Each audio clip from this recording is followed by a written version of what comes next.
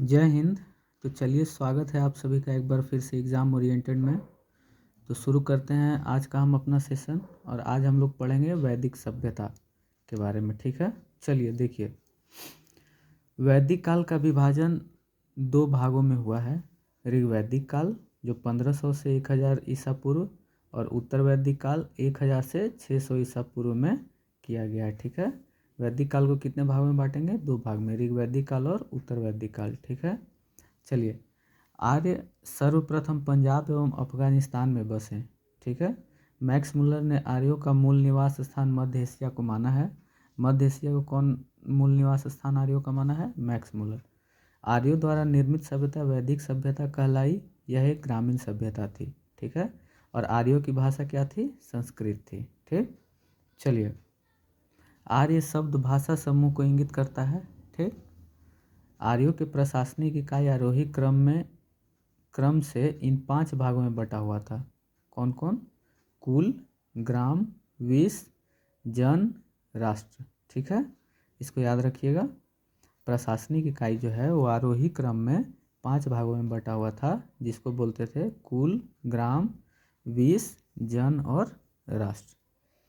चलिए, ग्राम के मुखिया ग्रामिणी, विष का प्रधान विषपति और जन के शासक राजन कहलाते थे। गांव के मुखिया ग्रामिणी, विष का प्रधान विषपति और जन के शासक को क्या बोला जाता था? राजन बोला जाता था। राज्य अधिकारियों में पुरोहित एवं सेनानी प्रमुख थे। वशिष्ठ, रूढ़िवादी एवं विश्वामित्र उदार पुरोहित थे। ठीक है, सूत, रथकार व कम्मादी नामक अधिकारी रत्नी कहे जाते थे। इनकी संख्या राजा सहित करीब 12 हुआ करती थी। ठीक, पूरब, दुर्गपति एवं अस्पस जनता की गतिविधियों को देखने वाले गुप्तचर थे। ठीक है, गुप्तचर कौन कौन थे? पूरब, जिसको दुर्गपति कहा जाता था, अस्पस जो था जनता की गतिविधियों को देखने वाले ये गुप्तचर थे। ठीक है, ये बॉक्स को देखिए। ये दिशा हो गया, उत्तर वैदिक शब्द हो गया, और राजा का नाम हो गया। पूर्व दिशा में क्या शब्द थे? प्राची थे। राजा का नाम सम्राट बोला जाता था। पश्चिम में प्रतीचि और स्वराष्ट्र बोला जाता था।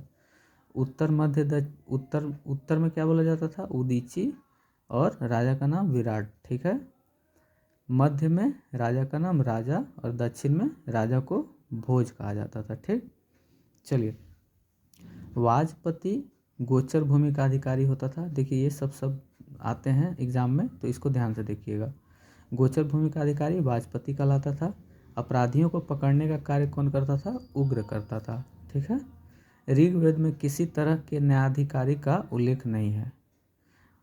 ऋग्वेद में किसी तरह का न्यायाधिकारी का उल्लेख नहीं किया गया। ठीक, सभा एवं समिति राजा को सलाह देने वाली संस्था थी।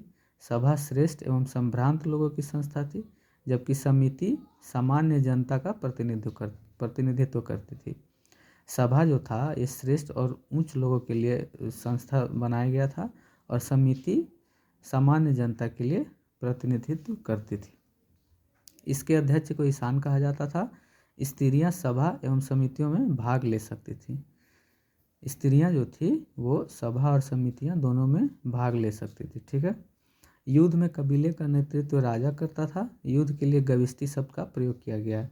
यहाँ से देखिए, बहुत बार सवाल बने हैं कि गविष्टि शब्द का प्रयोग किसके लिए किया गया है? युद्ध के लिए किया गया है। तो इसका अर्थ क्या होता है? तो इसका अर्थ होता है गायों की खोज। तो वैदिक सभ्यता में गायों के लिए युद्ध हुआ करता था, जिसको गविष्टि बोला जाता था। ठीक, चलिए। दशराग युद्ध का उल्लेख ऋग्वेद के 7वें मंडल में है। सवाल में पूछेगा कि ऋग्वेद का उल्लेख दशराग युद्ध का उल्लेख ऋग्वेद के कैवें मंडल में है? तो 7वें मंडल में है। यह युद्ध पोरसनी नदी, रावी नदी के तट पर सुदास एवं 10 जनों के बीच लड़ा गया था, जिसमें सुदास क्या हुआ था? विजय हुआ था। तो देखिए, सवाल बनेगा दशराग युद्ध ऋग्वेद के कवें मंडल में इसका उल्लेख किया गया है, तो 7वें मंडल में किया गया है। किस नदी के किनारे लड़ा गया था? रावी, जो कि पहले पुराना नाम पोरोसनी था, तो पोरोसनी नदी के किनारे किसके बीच? सुदास एवं 10 जनों के बीच लड़ा गया था।